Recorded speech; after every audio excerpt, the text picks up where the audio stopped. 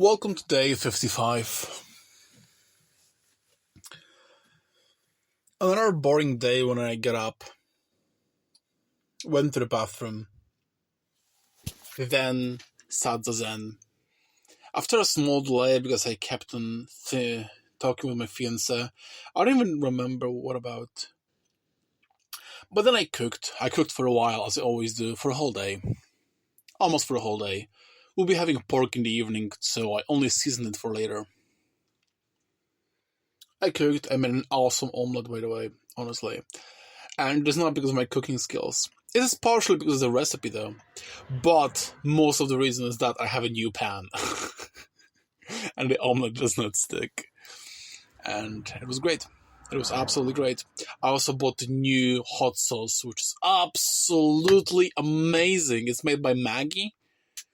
Maggi. I think it's a German company because Nestle is owning it. It's a masala hot sauce, something like that. It's so good. It's so good, honestly. I found it in the world food section, my local supermarket. It's so great. Today I'm having a long shift. After coming back, I will put the cooking into motion. I will actually start cooking, but I will ask my fiancé to look over things as I will go on a walking pad. After walking pad, I'll go for a shower. After shower, I'll keep on working on my game. Yesterday, I made a bit of a progress. I managed to figure out how to do a pop-up window. That's great.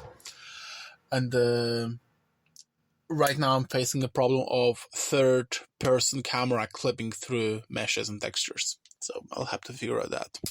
After watching the tutorial, I try to figure it out on my own and try to attach some of the easy solutions. Like, for example, to reduce near clipping to the lowest possible value. That's one thing. And a second thing, to attach a game object with a collider to follow the camera and act as a collider whenever a camera is about to hit the meshes or textures, but it just bounces off and spins into the sky. That's what it's doing, even when the bounciness is reduced to zero, like the actual physical material. So yeah, that's the thing to figure out, right? That's the personal stuff. That's what is going on with me at the moment. There's one more thing that I want to say in this podcast, though. This podcast, it is fully personal. There's a lot of my own philosophical-ish stuff, and here is where the philosophical part actually starts. I want to continue and finish up today the subject that I started 2 days ago, and I continued yesterday as well. I've been thinking yesterday, if you don't love yourself, if you don't respect yourself, if you don't have this internal pride, how do you actually make it up? How do you make this pride to happen? Because if you don't respect yourself enough, there's no point for you to keep on going and trying to achieve anything at all. Just a waste of time, because you'll never get there. Why would you get there when things are really, really tough? Only when you truly love yourself, respect yourself, and you know you deserve better, only then you'll actually keep on going and pushing forward and going past the very difficult time. How do you actually start loving yourself? And here is the weird thing. If I don't love myself, if I don't respect myself, if I don't believe that I deserve any better than what I'm actually having at the moment, why the fuck am I still trying? No, honestly, why am I trying? You know what? I came to a conclusion that I am trying because I have a secret love affair with myself. I do love myself. I do believe that I am made for great things, as everybody have been. It's not a personal stuff, not all that much. We all deserve the best fucking thing ever. But me too. If I will try to draw a line between me and the rest of humanity, I still deserve the best thing ever. Me personally, Łukasz Podgórski, I deserve the greatest things.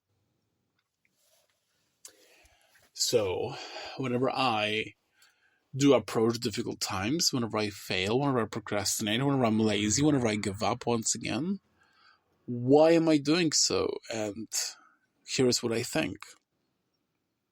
What I think is, is that I'm forgetting how great I am, how great I am destined to be. I'm forgetting because I am not focused enough. I'm not there.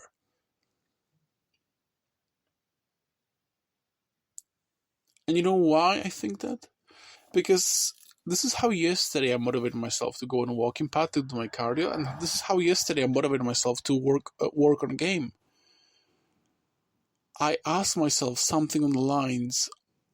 I'm not sure what exactly it was because it wasn't specific wording that mattered. What mattered was where those words have been pointing to. I asked myself, is this what you deserve? Is this how much you're worth? Sitting on a sofa playing video games, is this how much you're worth, honestly? Is this what you deserve? Whenever I had a very, very bad urge, I wanted to, grab some food. I actually forgot to get some crisp bread yesterday with my salad, so I, took out the crisp bread and I wanted to put some ham on it. And I was like, is this what you deserve? Like, is this how much you're worth? Like, you're not worth anything more than that? You're not worth of this great body and the great health and great career? You're not worth of it all? I reminded myself I didn't do anything magical. No spiritual activity has been actually taking place at that moment. I just reminded myself because for some reason I'm forgetting. And it's not the forgetting of the kind that you forgot where you put your keys so you run around and try to find it. It's more like falling asleep. It's more dreamlike. It's like, okay, I'm awake, I'm working towards my goals, and then suddenly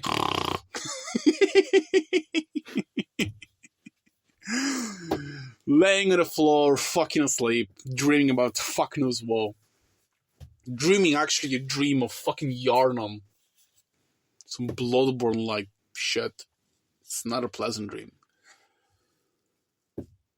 Yeah, and then suddenly, after a few weeks, I wake up and I gained back all this fucking weight. I'm still wasting time with those useless video games I don't even enjoy anymore. Oh, maybe I should do something with myself. And that's the story of the last 10 years. I just keep on falling asleep. I'm having a sleeping problem. It's just not the physical sleep I'm talking about. It's a mental sleep. It's mental dreaming. So that's what I'm doing. I'm reminding myself, hey, not even by telling myself, hey, you should do something else, or by telling myself, you should aim for something better. That's what I've been trying before. But right now, I'm not telling myself shit. I am asking myself a very simple question. Is this how much you're fucking worth? Is this how much you're worth? That's it. That's everything. That's everything I'm asking myself. That's all that it takes. And then suddenly, I don't feel more motivated, but I feel more capable of actually pursuing the thing. As if I'm having more, not even more energy, as if it became possible, So strange. So strange, but worked for me.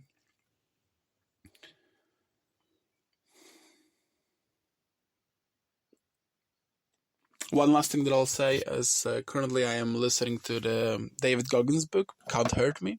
And the first challenge he is setting up for people is to investigate your past and things that are letting you down, things where you've been mistreated by people, things that hurt you, things that made you weak. And I was a very weak kid because I was a very fat kid, Actually, to be honest, I wasn't even that fat. There were definitely fatter kids than me, but I've been fat enough to be called fat, And because of that, I've been bullied slightly. It wasn't all too bad, honestly. A lot of people had far worse than me, but it wasn't that tragic. But I've been super insecure, and I couldn't stand up for myself, and I avoided competition at all costs. Competition and failing. And I remember, this is so strange. This actually sounds like as if it's untrue, but I swear to God it's true. I was a little kid in primary school, and I said to myself, it would be so fucking cool to make video games. Oh my god, it was so nice. At this time, I already been experimenting with making maps for Warcraft 3, which I believe was the very first time I ever tried any sort of game making shit, and maps for Heroes 3 as well. And there were a lot of difficult things in there that would require learning from me to actually figure out, like making algorithms. I remember I couldn't figure out how to, for example, make ogres to spawn from a certain point and move towards a certain direction every certain period of time, or triggered by some event. And then I was like, wow, I'll have to learn algorithms. It's so difficult. And I didn't want to fail. And then I thought about, hey, if I would wish to ever make games from scratch, I would have to learn animation. And I can't even draw. What the fuck? And I realized this is such a big endeavor. I never tried. That insight that I had in early primary school happened to be my destiny. It was my insight into my actual destiny where I have to go, because I'm 28 years old and I have to learn from scratch. Something that I could have known for 2 decades. If I only would not stray away from difficulty, if I would not run away from a challenge. So I'm facing it way, way later, very, very late, but I'm facing it at the moment. I am learning this difficult stuff, learning how to make games, not using some map maker, but actually from scratch, using C#, using Unity engine, creating graphics and animation, audio, dealing with marketing, with level design, doing with programming, doing with fucking all. I am doing it all. I am no longer afraid.